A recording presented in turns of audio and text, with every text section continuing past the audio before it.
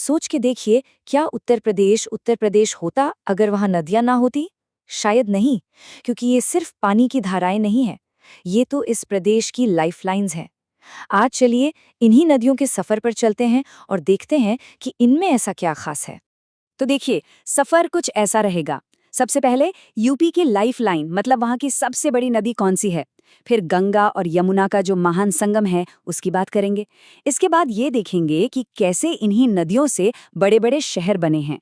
और आखिर में एक जरूरी सवाल कि ये पानी शक्ति भी है और संकट भी, कैसे, ये भी समझेंगे।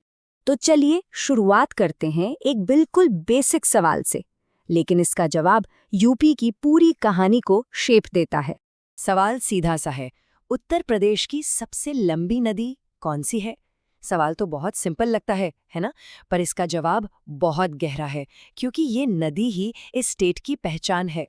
इसका स्केल सोचिए जरा, 1450 किलोमीटर। ये नदी सिर्फ यूपी के अंदर, हाँ, सिर्फ उत्तर प्रदेश के भीतर ही 1450 किलोमीटर बहती है। ये तो दिल्ली से मुंबई से भी ज्यादा का फासला है। कमाल है ना? और ये नदी कोई और नहीं, गंगा है। बिल्कुल, भारत की सबसे पवित्र नदी और यूपी की कहानी की, आप कह सकते हैं, मेन हीरो। तो अब जब नाम पता चल गया है, चलिए गंगा के साथ साथ ही चलते हैं, देखते हैं कि ये पहाड़ों से उतरकर यूपी के मैदानों में कैसे जान डालती है। तो देखिए, गंगा यूपी में एंटर करती है बिजनौर से, और यहीं से उसका वो शांत विशाल रूप मैदानों में फैलना शुरू हो जाता है। और अपने इस लंबे सफर में वो सिर्फ जमीन नहीं सींचती, बल्कि वाराणसी जैसे दुनिया के सबसे पुराने शहरों में से एक, उसकी आत्मा को भी सींचती है। ये जो लिखा है ना कि वाराणसी दुनिया के सबसे पुराने शहरों में से एक, गंगा के बाएं किनारे पर स्थित है, ये सिर्फ एक ज्योग्राफी का फैक्ट नहीं है। ये तो हजारों साल का इतिहास, कल्चर, स्पिरिचुअलिटी, सबका मिलन है।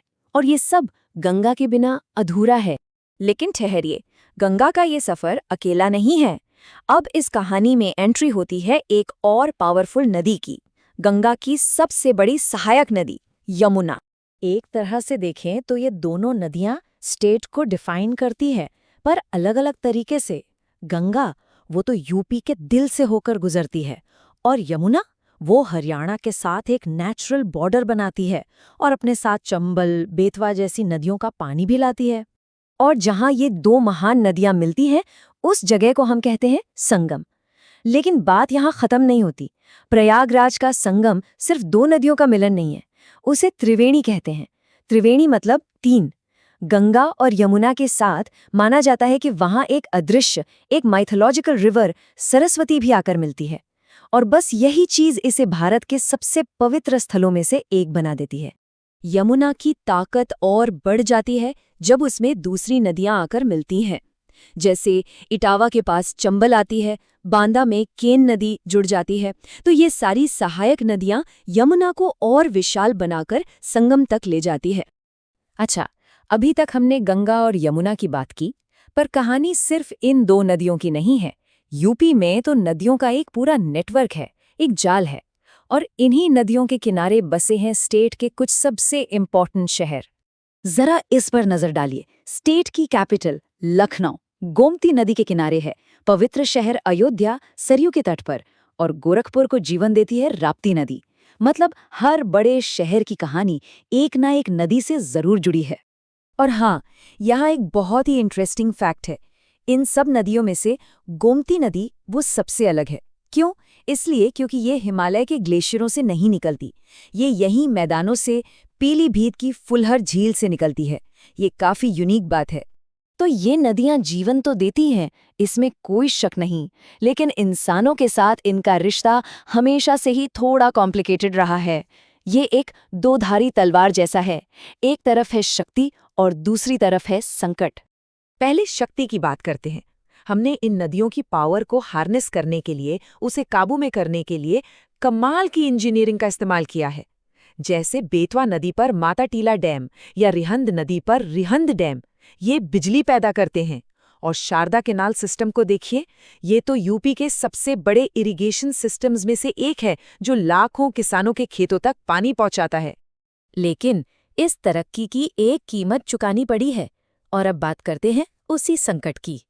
एक टर्म है बायोलॉजिकल डेजर्ट, हिंदी में कहें तो जैविक मरुस्थल। ये शब्द उस नदी के लिए यूज होता है जो पॉल्यूशन के कारण इतनी जहरीली हो चुकी है कि अब उसमें कोई एक्वाटिक लाइफ मतलब मछली या कोई दूसरा जीव जिंदा ही नहीं रह सकता। एक तरह से एक मरी हुई नदी। और अफसोस की बात यह है कि ये टर्म, ये बायोलॉजिकल डेजर्ट वाला लेबल अब उत्तर प्रदेश में यमुना नदी के लिए इस्तेमाल होने लगा है। एक्सट्रीम पोल्यूशन ने यमुना को एक ऐसे क्राइसिस में डाल दिया है जहां उसकी तुलना एक जैविक मरुस्थल से की जा रही है। तो आखिर में सवाल यही उठता है, ये नदियां जो हमारे शहर बनाती हैं, हमें पावर देती हैं, ये जो लाइफ आर्टरीज हैं, इनका फ्यूचर क्या है? क्या हम इन्हें बचा पाएंगे?